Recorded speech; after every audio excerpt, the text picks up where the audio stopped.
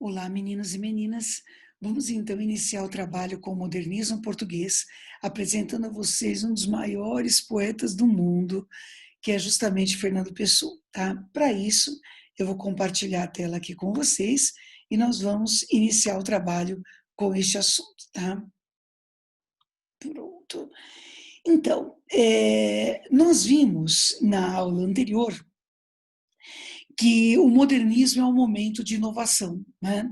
É um momento de uma busca de uma nova linguagem. E que isso vai chegar a Portugal por meio da revista Orfeu, em 1915. Muito bem, Fernando Pessoa foi um dos fundadores da revista Orfeu. E a ideia hoje é mostrar para vocês a gênese da obra de Fernando Pessoa e por que ela é considerada tão extraordinária, né?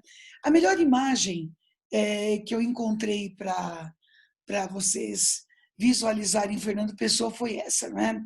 Repare que nós temos várias carinhas aqui num só, certo? Por quê, não é? Porque Fernando Pessoa não é um poeta, são muitos poetas em um só. E é isso que a gente quer mostrar para vocês hoje, tá? É, acho que poderíamos começar por aqui. Quem não vê bem uma palavra não pode ver bem uma alma. Fernando Pessoa encontrou como forma de se expressar a palavra. Veja, para ele, a palavra é mais do que uma forma de se expressar. Para ele, o uso da palavra, né, e a criação por meio da palavra é uma forma de estar vivo, né? É uma forma de se sentir como alguém que é inteiro, né? E para a gente entender isso, toda a explicação está na gênese dos heterônimos. Então, deixa eu apresentar o Pessoa enquanto indivíduo para vocês primeiro, né? E depois a gente explica o que são os heterônimos. Fernando Pessoa nasceu em Portugal e vai viver em Portugal até completar 5 anos de idade. Nessa época, o pai dele morre, a mãe dele se casa por procuração com um cônsul português que, na época, atuava na África do Sul. Então, vocês imaginam, uma criança de 5 anos é expatriada, né? Enfim, e vai para a África do Sul, região de Durban, cuja língua oficial era o inglês. Então, é justamente nessa época que vai surgir o primeiro heterônimo, né? Que é Chevalier de Pá, o Cavaleiro do Nada. A gente pode imaginar que o Chevalier de Pá seria um amiguinho imaginário, né? Mas as crianças comuns, elas brincam com o amiguinho imaginário. Fernando Pessoa trocava cartas com o Chevalier de Pá, né? E foi justamente em inglês que Fernando Pessoa fez toda a sua educação básica. E foi aí que ele teve contato com Shakespeare, com Walt Whitman, que seriam as suas duas grandes inspirações, né? São grandes influenciadores pessoanos. Quando ele chegou à época de fazer curso superior, como vocês, ele estava decidido a ser um escritor e ser escritor em português, né? Justamente por conta disso, ele sai de Portugal e ele vai para a África do Sul, ele sai da África do Sul e ele vai para Portugal para fazer o curso superior de letras, porque ele queria ser um escritor em português, mesmo que ele soubesse outras línguas. O inglês para Fernando Pessoa sempre vai ser uma língua de trabalho, né? Como assim? Ele, em Portugal, para viver, ele vai se tornar um trabalhador de escritório, né? Vai escrever cartas comerciais, vai fazer tradução, enfim, coisas desse tipo, e vai ganhar a vida desse jeito. Apesar de ele ter escrito poemas em inglês, né, a grande obra de Fernando Pessoa é justamente em português. Mas em pouco tempo, ele acabou descobrindo que o curso de letras não forma escritores, né? Forma profissionais da linguagem. Por isso que ele vai se afastar do curso, né? E vai aprender a escrever com os grandes escritores, que eram aqueles que eram justamente aqueles escritores que ele lia, né? E é isso que vai influenciá-lo diretamente. Como meio de vida, conforme eu disse há pouco, ele era trabalhador de escritório, envolveu-se na revista Orfeu, né? Foi por essa época que ele vai investir na criação dos heterônimos, né? E nunca vai conseguir, ele nunca vai publicar a sua obra em vida. Na verdade, Fernando Pessoa publicou um livro só para um concurso de propaganda promovido pelo governo salazarista, que era um concurso de obras que fossem que falassem sobre Portugal, né? E Fernando Pessoa escreveu mensagem, escreveu essa obra no concurso. E essa obra pegou o segundo lugar. Fernando Pessoa se recusou a receber o prêmio. Na época, a crítica foi questionada, porque a obra de Fernando Pessoa era evidentemente melhor do que a obra chamada Romaria de Vasco Reis, que foi a obra que pegou o primeiro lugar. E aí a crítica portuguesa não tinha o que dizer, né? Enfim, como é que justificar uma coisa dessas? A gente hoje sabe o porquê. A obra tinha ideias que eram contrárias, né, ao governo salazarista. Por exemplo, o incentivo a que o português tivesse as suas próprias ideias, os seus próprios sonhos, né? Como diz Fernando Pessoa num dos poemas, Deus quer, o homem sonha, a obra nasce, né? Então a obra nasce da conjunção de Deus com a vontade do ser humano, e não a conjunção, por exemplo, de Deus com o Estado, né? Por conta de coisas assim. A obra pegou o segundo lugar. Só que na época se diz que a obra tinha menos páginas do que a obra premiada. Por isso que Fernando Pessoa se recusou a receber o prêmio, nunca mais publicou nada completo em vida, né? Chegou a publicar textos em revistas da época, certo? Periódicos da época, mas assim, uma obra orgânica, montadinha, isso não aconteceu. A obra de Fernando Pessoa foi deixada inédita, numa letra medonha, né, porque a letra dele era terrível, tá certo? Os estudiosos de Fernando Pessoa praticamente traduziram o texto de Fernando Pessoa, boa parte ainda está por publicar, porque deixou uma obra vastíssima, né? E vai morrer em 35 de cirrose hepática, porque o grande problema de Fernando Pessoa é que ele bebia muito, né? Enfim, isso é só um panorama para a gente entender quem é o escritor com o qual a gente está lidando. Toda a gênese da obra pessoana parte do fenômeno da heteronímia, né? Hétero significa diferentes, em qualquer palavra que apareça. E nimos são nomes, né? Então, Fernando Pessoa assume nomes diferentes. A questão é por que Fernando Pessoa faria isso, né? Porque, no primeiro momento, a gente tende a pensar que essa questão aí dos heterônimos, na verdade, seria o assumir vários nomes e, portanto, ele teria vários pseudônimos. Então, a primeira confusão é confundir heterônimo com pseudônimo. Mas a primeira coisa que nós temos que esclarecer é que uma coisa não tem absolutamente nada a ver com a outra, né? Pseudônimo é um nome falso, né? Heterônimo é um nome diferente. Ele assume uma outra personalidade. Gente, os heterônimos têm profissões distintas, tipos físicos distintos. Enquanto o Alberto Caeiro, por exemplo, é loiro e de olhos claros, o Ricardo Reis é alto, né? Tão alto que chega a ter problema de coluna, né? Ele é moreno mate, por exemplo. Os heterônimos trocam cartas entre si. Os heterônimos brigam e ficam uma semana sem conversar uns com os outros. E tudo isso Fernando Pessoa conta, né? Então, veja que o tempo todo esse nosso poeta quer nos convencer, porque esse é o objetivo, de que esses heterônimos são reais. Vocês vão estudar aqui 4 personalidades, né? Mas é bom vocês saberem, há mais de 40. Esses 4 são apenas os mais desenvolvidos, certo? Agora, para que a gente possa estudá-los, é importante que a gente entenda por que ele faria isso. Então, já surgiram aí várias, enfim, interpretações possíveis. E uma delas é essa, ela vê que ele era uma pessoa muito sozinha, né? Então, precisava criar aí uma rede, né? Sei lá, de amigos, de parceiros e tal. Olha, quando ele tinha 5 anos e criou o Chevalier de Pas, o amiguinho imaginário com quem ele trocava cartas, né? Isso até pode ser verdade. Mas depois, gente, isso deixa de ser verdade. A gente sabe que Fernando Pessoa era uma pessoa sociável, né? Afinal, ele vai fundar a revista Orfeu com outros companheiros artistas seus. Ele ficava sozinho quando desejava estar. Então, acaba sendo uma explicação muito simplista para algo tão importante. Enquanto eu estava explicando, talvez isso tenha passado pela cabeça de vocês, né? O indivíduo é maluco mesmo. Então, tem dupla personalidade, é esquizofrênico, né? Só não esqueçam que o esquizofrênico, ele não tem consciência daquilo que está acontecendo. Ele não tem consciência das múltiplas personalidades. E Fernando Pessoa tinha plena consciência disso. Tanto que ele vai dizer num dos textos dele, tudo que em mim sente está pensando. Né? Então, tudo é calculado. Gente, ele chega a fazer um mapa astral do Ricardo Reis, de modo a calcular o nascimento de Ricardo Reis para que ele tivesse a personalidade que ele queria.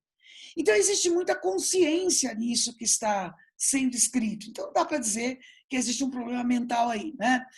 Bom, já se disse, eu não coloquei aqui, mas já se disse que era um problema espiritual, né? Então, de repente, baixava o espírito de alguém, ele escrevia, baixava outro, ele escrevia. E Fernando Pessoa não colabora, né? E vocês sabem que ele chegou a ter um heterônimo no além, chamado Henry Moore, né? Com quem ele trocava ideias, certo? A gente só não estuda esse, mas ele chegou a ter. Ele fez parte de uma ordem religiosa chamada Rosa Cruz, que é um braço do espiritismo, não é? Mas, de novo, gente, a gente entra em contato com a questão da consciência. Vamos partir do princípio que seja possível que alguém incorpore o espírito de alguém, não é? Bom, pelo que se sabe, a pessoa que está fazendo isso não tem consciência enquanto isso acontece. E, de novo, não é? Fernando Pessoa escreveu uma vasta obra em prosa em que ele comenta sobre isso. Ele tem consciência daquilo que está fazendo, ele sabe aquilo que está fazendo. Então, hoje, as teorias mais aceitas são ou a da ausência ou a do excesso. Não é? A mais utilizada é a do excesso. É como se esses seres todos estivessem dentro de Fernando Pessoa e ele os concretizasse por meio de escritores. Mas existe uma teoria da Leila Perrone Moisés, que está num livro chamado A Quem Doeu Além do Outro. E lá ela desenvolve justamente a ideia de ausência. É como se Fernando Pessoa fosse buscar no outro aquilo que lhe falta, né? E quando aquele outro estivesse esgotado, ele criasse um outro heterônimo. O fato é, essas duas opções são possíveis, né? Mesmo assim, a gente ainda não tem, né, uma explicação aí que dê origem disso, aonde ele quer chegar com tudo isso. Seja por excesso, seja por ausência, qual é o caminho a ser trilhado, aonde ele quer chegar. E é por isso que a gente chega aqui, né? Na verdade, Fernando Pessoa, com a criação dos heterônimos, busca o conhecimento. Pois é, aí você fica se perguntando, mas quer dizer que para buscar o conhecimento tem que ser outra pessoa? Para Fernando Pessoa, sim. Cada indivíduo, gente, é um ser único, né? Aquilo que eu e vocês somos é fruto de um conjunto de experiências que nós tivemos até agora, né? Muitas experiências, e essas experiências todas, esse acesso todo, vai formar o indivíduo que nós somos. Aquilo que efetivamente cada um de nós é. Não é? Então, ele acredita que ao desdobrar-se, não é? Ele vai conseguir conhecer outros mundos, outros jeitos de pensar, outros universos. É fundamental ser outra pessoa. O que Fernando Pessoa quer é atingir o universo. O universo são as várias versões do único. Então, é como se Fernando Pessoa se colocasse no lugar de Deus, não é? E a partir de Deus, a partir de si, a partir desse Deus em que ele se transmuta, né? Ele cria uma humanidade com várias formas de ler o mundo. Né? Se você quiser pensar na teoria do Big Bang, do surgimento aí da primeira energia, né? A partir da explosão dessa primeira energia surgem as várias formas de vida. Aqui também. E aí, gente, pensando na crença em Deus, por exemplo, todos nós teríamos saído de Deus, e todos nós teríamos sido feitos à semelhança e à imagem de Deus. Todos nós somos Deus e nenhum de nós é Ele, não é? Em Fernando Pessoa é a mesma coisa. Todos os heterônimos fazem parte de Fernando Pessoa, mas nenhum deles é o Fernando Pessoa real, nem o Fernando Pessoa ele mesmo. Como ele mesmo vai dizer, o poeta é um fingidor. O poeta é um criador. Aquilo que está escrito no texto é uma criação dele, é uma versão dele. Então, gente, a ideia é mostrar para vocês como cada um desses heterônimos é. Se a gente for pensar nas provas, nos exames vestibulares, há basicamente alguns tipos de questões aí, né? Existe aquela questão que é simples demais, mas ela acontece. O heterônimo, o examinador coloca uma estrofe de um poema de Fernando Pessoa e pergunta a vocês que heterônimo que é. Então, para isso, eu preciso saber quais são as características básicas de cada heterônimo, o jeito de cada um pensar para conseguir reconhecer. Mas existem as questões melhores, que pedem para você, por exemplo, comparar as semelhanças e diferenças entre um Alberto Caeiro e um Ricardo Reis, certo? Então, existem questões que pedem que vocês expliquem a gênese dos heterônimos, aonde ele quer chegar. Então, nós temos que explicar a aula de uma maneira que vocês consigam dar conta de todas essas questões. Tá? Então, é isso. A criação de heterônimos, de personalidades diferentes, parte do princípio de que Fernando Pessoa acredita que para buscar uma outra coisa, para buscar um outro conhecimento, eu preciso ser uma outra pessoa. Eu tenho que ter um outro jeito de ler o mundo, né? Eu preciso ter outro jeito de pensar. E essa busca do conhecimento por esse caminho vai gerar os heterônimos pessoanos. Então, vamos começar com ele mesmo, né? E a melhor maneira de apresentar é por meio da poesia mesmo. O poeta é um fingidor. Finge tão completamente que chega a fingir que é dor, a dor que devera sente. Isso é um trechinho da autopsicografia, um dos poemas de Fernando Pessoa, escrito por Fernando Pessoa ele mesmo. Né? O Fernando Pessoa que se assina Fernando Pessoa. Quando ele escreve a autopsicografia, ele praticamente se define. Como ele vai dizer no outro texto, viver não é necessário, o necessário é criar. Sabe? Quem não sabe ver bem uma palavra não consegue ver uma alma, né? Por meio da palavra, Fernando Pessoa vai criar uma alma. E ele acredita que tudo aquilo que nós escrevemos não é exatamente aquilo que a gente sente. Aquilo que a gente sente é abstrato, né?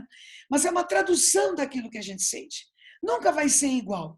Então, por isso que eu digo a vocês, nem quando ele é o ele mesmo, ele é ele mesmo. Né? Também aí é o momento de criação, tá? Então, o que a gente precisa saber do ele mesmo? A gente precisa saber que o ele mesmo que é o ortônimo, né, o nome correto, ele usa a própria biografia de Fernando Pessoa. E foi ele que escreveu Mensagem, né, que foi aquele único livro que eu falei para vocês, que é publicado em vida por Fernando Pessoa. Fernando Pessoa, ele mesmo, é aquele que pensa com os pensamentos. Isso parece uma redundância, mas vocês já vão ver que não é. Né? Alberto Caeiro, por exemplo, pensa com os sentidos. Então, Fernando Pessoa, ele mesmo pensa com os pensamentos. Isso é um jeito de dizer que de todos os heterônimos, ele é o mais questionador. Né? Ele é aquele que questiona tudo. Ele questiona a história de Portugal e o pensamento português por meio do Mensagem. Ele questiona a gênese da própria criação heteronímica em poemas como Mensagem, e ele questiona os mitos portugueses, por exemplo. De verdade, ele é o que mais entra em contradição, justamente por conta disso. Vocês sabem, quando nós somos muito questionadores, quanto mais questionadores nós somos, quanto mais respostas nós encontramos, mais perguntas nós temos a fazer, certo? E esse Fernando Pessoa é aquele que vai ter essas perguntas constantes, né? E é isso que vai aparecer aqui. Então, ele é cheio de contradições, né? Então, vou mostrar isso para vocês. Já disse várias vezes a vocês em aula que poesia, não adianta a gente ler a respeito, né? É preciso ver a poesia. Então, deixa eu dar mais um exemplo. Vocês têm a autopsicografia que eu já lhes mostrei, mas vejam esse, que é um poema chamado Eros e Psique.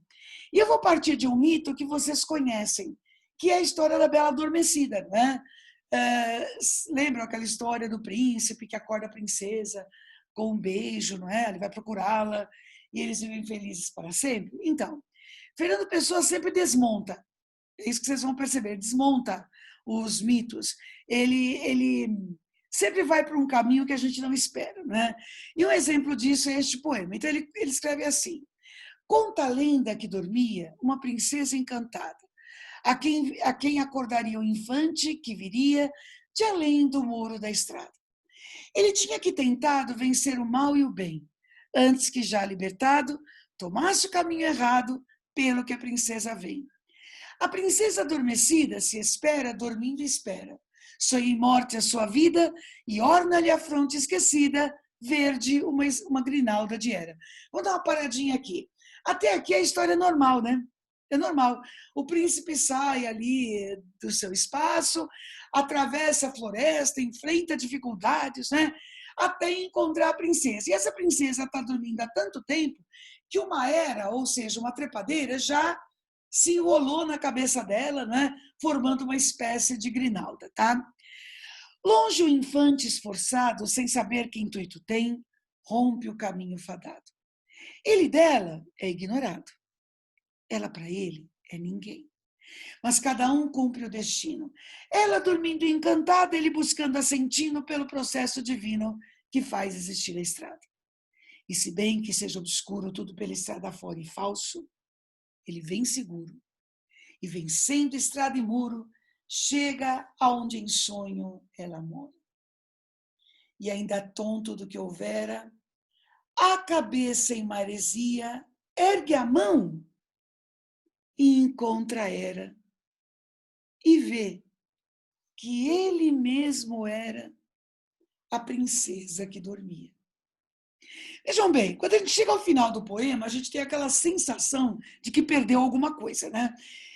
Como assim ele era a princesa? Então, a princesa aqui não é o outro, gente. É ele mesmo. Não é só a união do masculino e do feminino, mas é a união do indivíduo que vai em busca de si mesmo. A maior viagem que o ser humano pode fazer é essa. É para dentro de si mesmo e para se conhecer. E dentro de nós nem sempre somos aquilo que os outros veem. Nós talvez sejamos o nosso contrário. Daí, o eu lírico do poema, né, conta a história do príncipe que encontra a princesa, que na verdade é ele. Né? São os dois focos de energia unidos num só. Então é isso que Fernando Pessoa questiona. O que é o próprio indivíduo? Esse Fernando Pessoa, ele mesmo, acredita em Deus. Como ele diz no Mensagem, Deus quer, o homem sonha, a obra nasce. Então esse Fernando Pessoa, ele mesmo, é um Fernando Pessoa mais tradicional, é um Fernando Pessoa muito questionador e que por conta disso, não é? Ele é o que mais entra em contradição consigo mesmo. Mas como disse Fernando Pessoa, um dia nasceu nele o seu mestre. E o seu mestre se chama Alberto Caeiro. É aquele que vai dizer para a gente que pensar é estar doente dos olhos. Então vamos apresentar esse heterônimo para vocês. Né?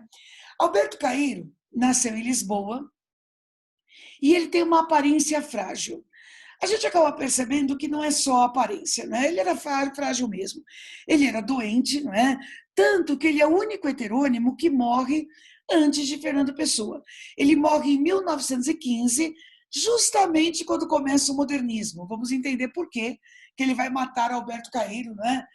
Justamente no ano em que o modernismo começa.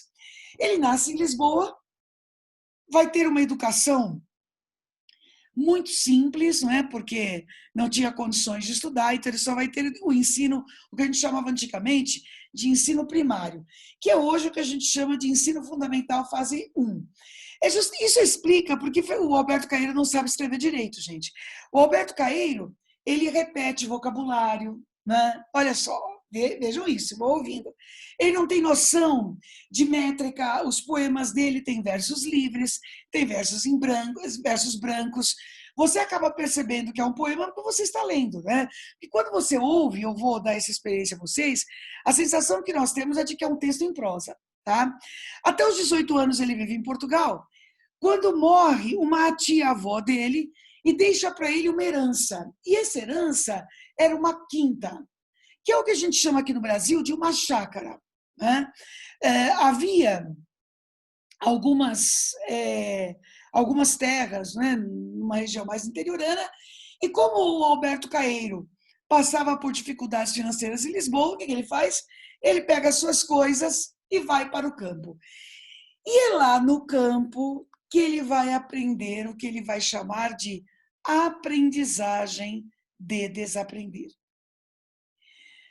Vamos lá, vamos devagar, não é? Para vocês entenderem direitinho.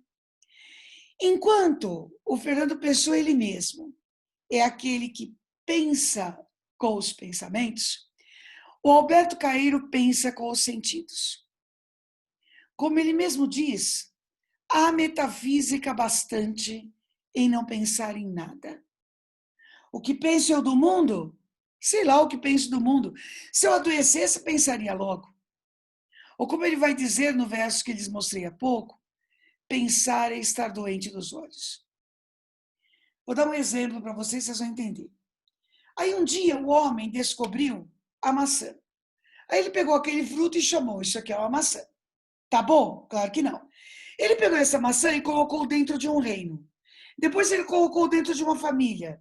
Depois ele fez as classificações. Depois ele disse as propriedades. Ou seja, havia tanta teoria, que a maçã ficou lá embaixo.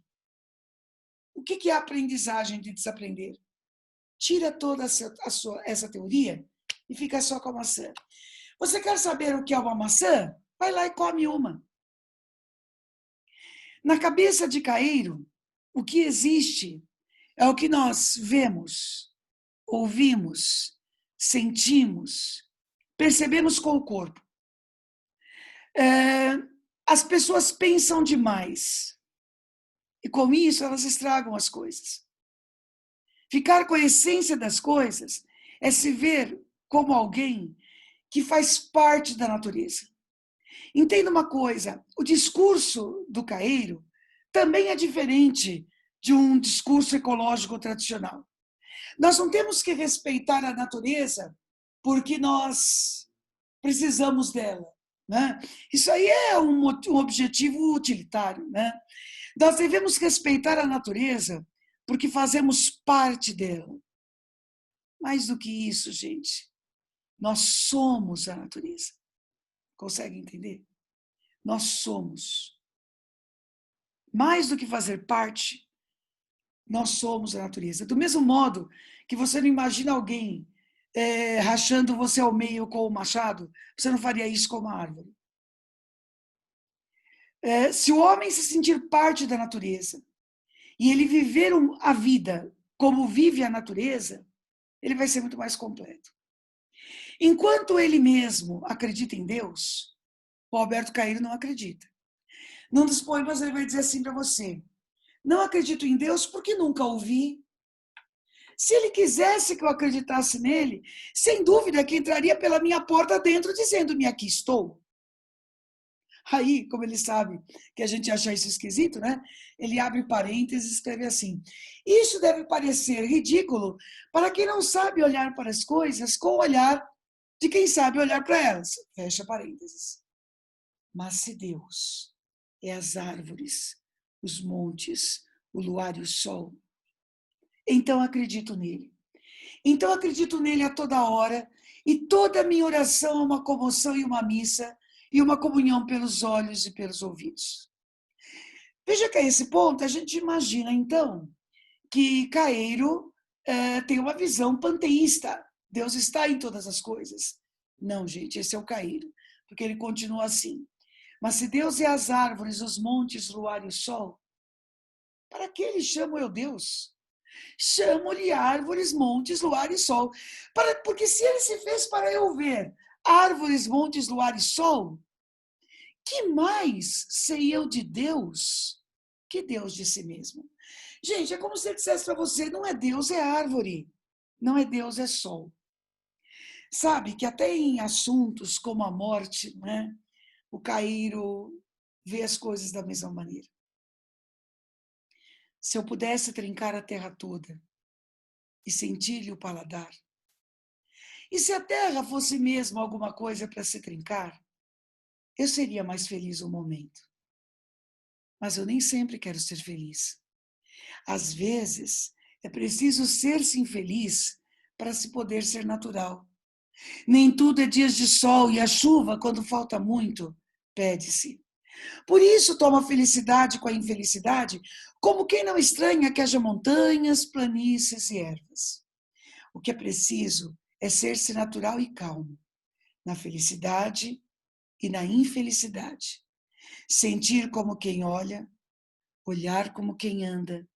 E quando se vai morrer, lembrar-se de que o dia morre e que o poente é belo e é bela a noite que fica.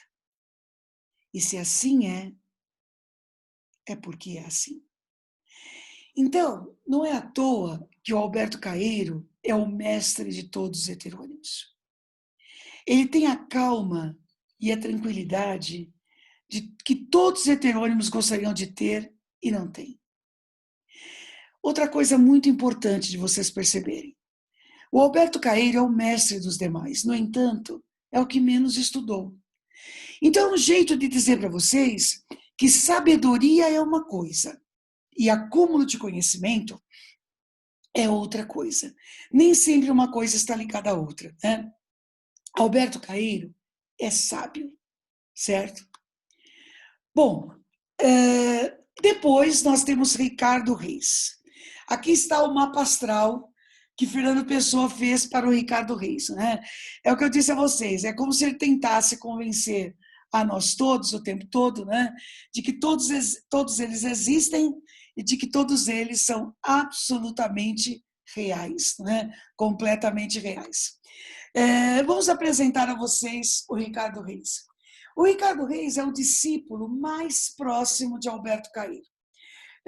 Ele é moreno mate, e é médico.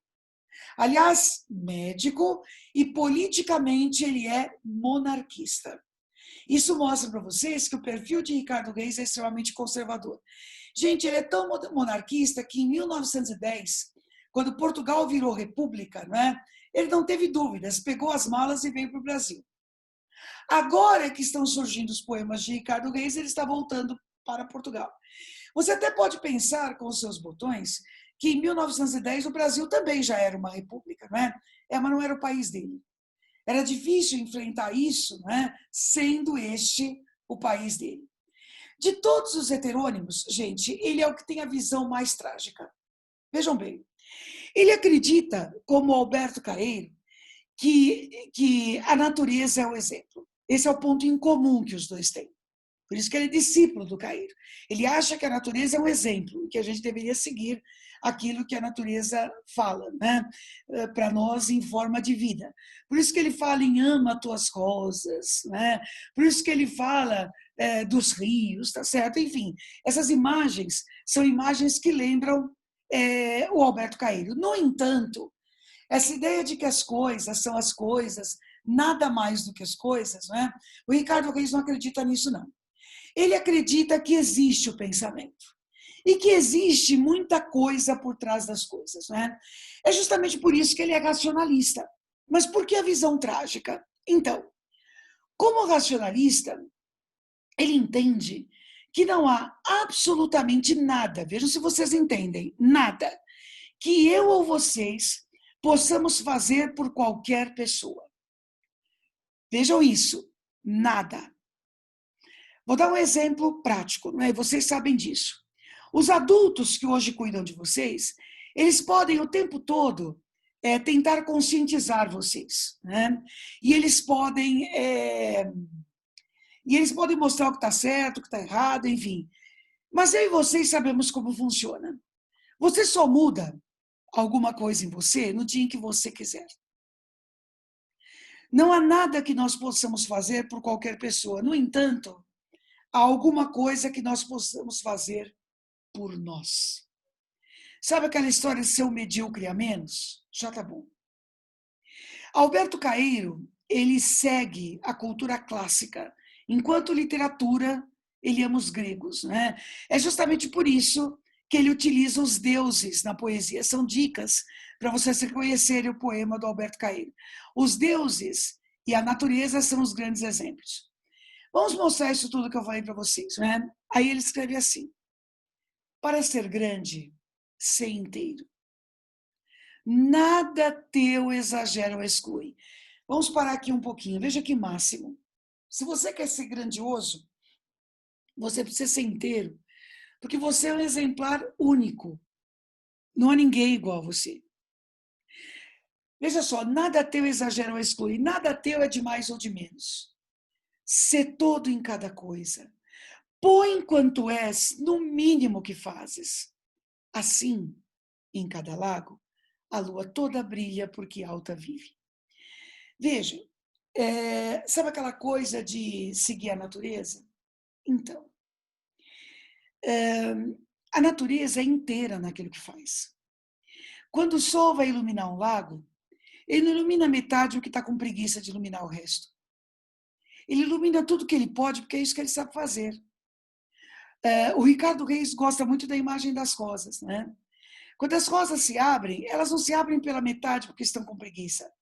Elas vão abrir completamente até não poderem mais, e só assim elas morrem. O ser humano é o único ser da natureza que se contenta com a mediocridade. A gente faz o mínimo e acha que está bom. Então não adianta a gente apontar os defeitos dos outros. A gente não vai consertar nunca. Mas é possível nós olharmos para nós e nós eliminarmos aquilo que em nós é sinônimo de mediocridade. Certo?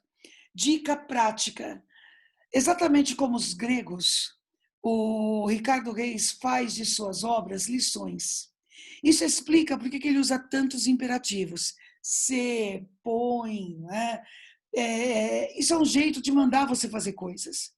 Então, por isso que a gente costuma dizer que a obra do Ricardo Reis tem um tom professoral, né? Que é justamente o tom de quem está ensinando alguma coisa para alguém, diferentemente dos outros heterônimos. E para a gente encerrar aqui o nosso passeio, né? Álvaro de Campos. Eu escolhi essa imagem porque essa eu acho que é a imagem que mais traduz e que melhor traduz esse heterônimo. Né? O Álvaro de Campos é uma explosão. Ele é o homem parecido com o homem do século XX. Né? Tinha que ter um que era a nossa cara, tá certo? O Álvaro de Campos também é moreno e também viveu aí grandes dificuldades econômicas. Mesmo assim, graças a um esforço muito grande da família, não é? Ele conseguiu estudar e se tornar engenheiro naval por Glasgow. Por isso que eu digo que ele é o homem do século XX, não é? Ele é o homem que vai vivenciar a tecnologia mesmo, né? E ele curte a tecnologia. Mais do que isso, ele acredita que o ruído da máquina de escrever, que o ruído dos motores, né, são a verdadeira poesia do século XX. Num dos textos dele diz assim, olha, exprimir-me todo como um motor se exprime. Já imaginou chegar a esse auge, não é? Exprimir-se inteiro como faz um motor, né?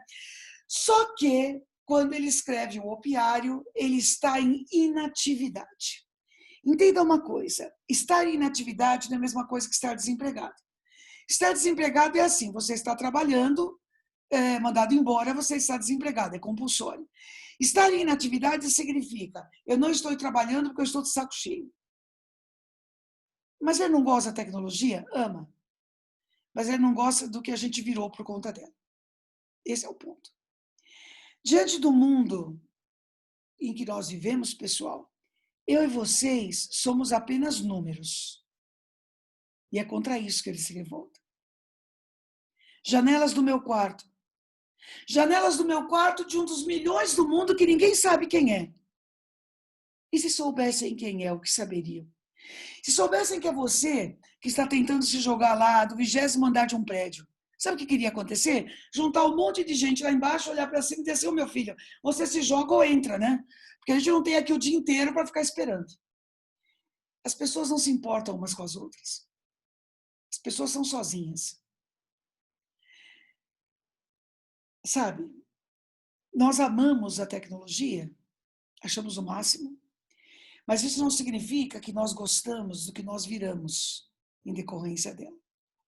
E é mais ou menos isso que Álvaro de Campos vai colocar para nós. Então, ele representa essa intensidade, né, dessa emoção levada aí às últimas consequências. Ele representa a revolta diante dessa massificação trazida pela tecnologia. Ele é o nosso poeta futurista. Ele é o heterônimo que xinga, o heterônimo que grita. Então, vamos pegar uns 2 exemplos que eu mostrar para vocês. O comecinho do poema Tabacaria, ele diz assim: não sou nada, nunca serei nada, não posso querer ser nada. A parte disso, tenho em mim todos os sonhos do mundo. Vejam só, meninos e meninas, eu sei, é como se ele dissesse, eu sei que nós somos só números, mas eu não quero ser. Eu mantenho os meus sonhos. Queriam me casar do cotidiano fútil e tributável? Queriam-me isso, queriam qualquer outra coisa? Se fosse outra pessoa, fazia-lhes a todos à vontade. Assim como sou, tenham paciência. Vão para o diabo sem mim. Ou deixem-me ir sozinho para o diabo. Para que havemos de ir juntos? Não me pegue no braço. Não gosto que me pegue no braço. Já disse que sou sozinho. Ah, que maçada quererem que eu seja da companhia. Veja que é como se ele dissesse que se eu tiver que ir para o inferno, eu até vou, mas com você eu não vou.